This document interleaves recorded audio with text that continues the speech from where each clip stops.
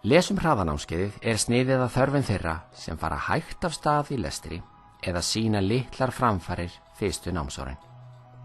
Ef barnið þitt ruglast á bókstöfum, les algeng orð vitlaust eða hefur lítið úthald og les hægt, þá skaltu fylgjast með.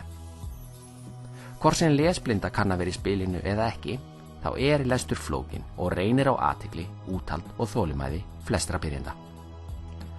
Hluti vandans heima liggur í því að barnið sínu mótþróa við að byrja þar sem því finnst lesturinn þreytandi. Vítahringur getur því skapast þar sem barnið situr fast í hljóðun og les því mjög hægt. Hljóðun þreytandi þar sem hún reynir mikið á athygli og úthald. Orðunum sem barnið þekkir umhugsunarlaust fjölgar því hægt og lesturinn heldur áfram að reyna á þolrif bæði barns og foreldris. Lesum hraðanámskeiðinu ætlað að gera heimalesturinn léttari og flýta fyrir árangri. Hver umferð tekur örskaman tíma og daglegur æfingatími einungis 5 mínútur. Það minnkar mótþróa því nemandinn veit að hann verður ekki úrvinda við æfingarnar. Hvert æfingasett lítið, en þannig nær nemandinn fyrr tökum á efninu og æfingarnar skila sér í meiri árangri. Þjálfunin byggir á endurtekningum sem örva minnið og flýta þannig fyrir framförum.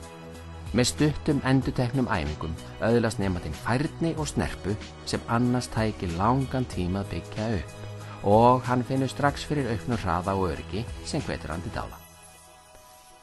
Nemandinn fær líka sjónræna endurgjöf í lok hverjar umferðar þar sem hann sér með auðveldum hætti hvernig hann stendur. Endurgjöfin mikilvæg því eitt af vandamálunum við heimalesturinn að barnið þitt les vikum og mánuðum saman án þess að fá tilfinningu fyrir framförum. Orðaforði æfingaborðana sér valinn og byggir á smáorðum sem hafa háa birtingatíðni í texta. Æfingatíminn kemur því margfaldur tilbaka. Orðaröðin breytist í hverju umferð til að koma í veg fyrir að nemandinn leggi röðin á minnið.